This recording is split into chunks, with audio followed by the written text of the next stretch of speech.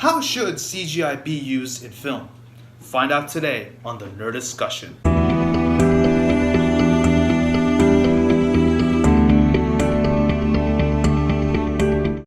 Welcome back to the Nerdiscussion, the show on my channel where I take a topic from the world of comic books, wrestling, video games, and anime, and I expand on it, giving my 2 cents, and leave the floor open to you, where you can discuss about it for yourselves in the comment section below. Today's topic, CGI and its role in film. Now, before we begin, a quick announcement. There won't be a Nerdiscussion next week because next weekend is SummerSlam weekend, so I will be focused on that. I'm going to be giving out my predictions for SummerSlam on this channel, and also for NXT TakeOver Brooklyn on my Instagram, where it will be live on Saturday right before TakeOver. And I will also be going live during the SummerSlam pre-show on YouTube as well, so you can all interact with me. I would love to see as many of you guys over there. I know some of you aren't really fans of wrestling, but I would still love to interact with you guys. Either way, you can ask me anything you want, you can chat with me, you can do whatever, write whatever comments you'd like. I would love to just interact with you guys a little bit more and be more interactive with my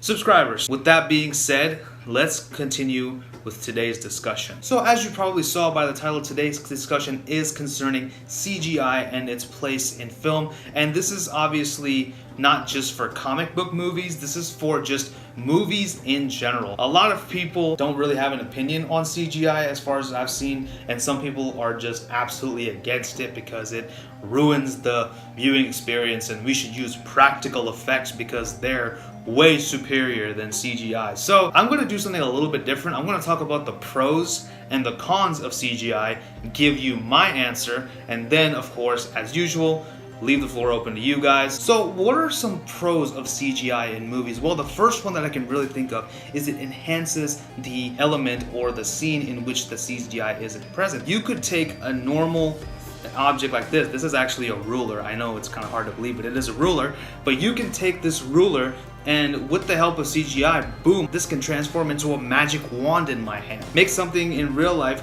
look like something totally different. And so CGI is a very powerful thing, which leads me to my next point. Things that don't even exist in real life, for example, zombies and monsters, giant robots like you see in Transformers, those don't really exist. But with the help of CGI, you are able to see these elements interact with real life objects and human beings. In the Transformers movie, despite the flack that it gets, you see Optimus Prime and Bumblebee interacting with Shia LaBeouf's or Mark Wahlberg's character, depending on which Transformers you're talking about. You can see that happening. Even in the Jungle Book, in which pretty much, I would say 75% of that movie is CGI. Literally the only real thing about that whole film is possibly the environment and Mowgli, the character himself. Obviously the actor is real. All the animals, the apes and the orangutans, wildcats, they are all obviously CGI, because if he was really out there and they were actually filming with real animals, unfortunately that would not have ended well for the child actor playing Mowgli. They had to use CGI to create all those animals, and of course with the help of motion capture. Now of course the argument can be made that, oh, we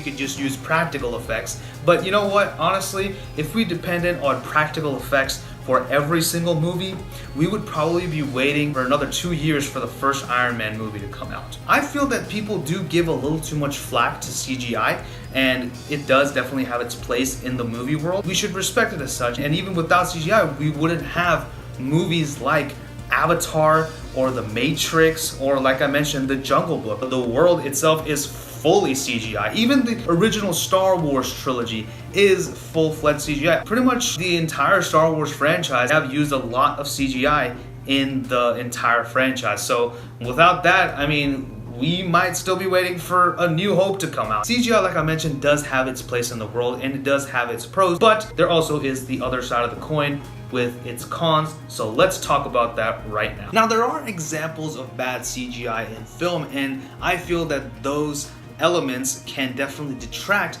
from the main storyline of said film. For example, the movie Journey to the Center of the Earth. I watched it recently and it really has not aged well for me. I saw the dinosaur in that movie and I'm just like, wow, this looks really bad, and it really took me out of the story for just a little bit, at least until that scene was over. It definitely has that habit of detracting from the actual plot of the movie. And another thing, as I mentioned before, many times CGI does not age well. Like for example, like I mentioned, Journey to the Center of the Earth and many other films. If you watch them now, you can see that the CGI just does not hold up to this day. There are instances like, for example, Avatar, which has almost been 10 years since it's come out, and if you watch it now, CGI does hold up very well. But like I said, that's one movie, and there are many other movies out there in which CGI is just like, what the hell is that supposed to be sometimes, right? And also, because of that, it can also overly saturate a movie. I feel sometimes the directors can get so overwhelmed with the technology and be like, oh my god, this is so cool, just dump CGI all over the scene because that's what people like. For example, the last climactic battle scene in the Justice League movie was a CGI mess. It was really, really bad, and it really took away from the, dare I say it, realism from the film. I know it's a movie about superheroes, but the thing is, you still need to make it look believable. That whole wasteland scene, that whole scene where everything was kind of turning into a wasteland, it looked very amateurish and it just did not feel like something that would happen in real life. Since it is a live action movie, I want it to look like something that could possibly even actually happen in real life. Hope that makes sense. And obviously, overly relying on CGI can also be seen as lazy because CGI is used to make your life easier. It's just like auto-tune in music. It's supposed to be a vocal correction tool, but of course now you hear every single major artist now is using auto-tune because, well, the effect sounds cool. That's a topic for another day. However, I feel CGI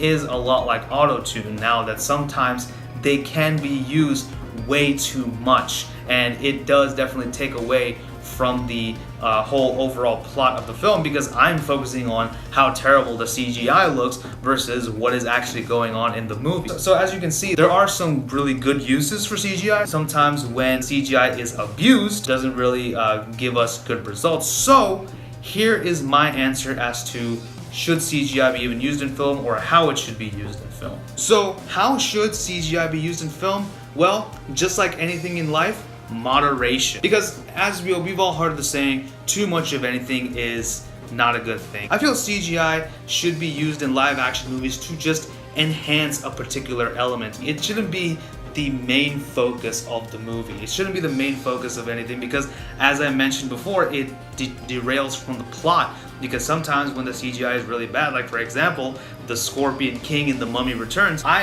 am totally taken out of the film because I am way too focused on how crappy The Rock looks. What is it with The Rock in the early 2000s and really bad CGI? Ugh!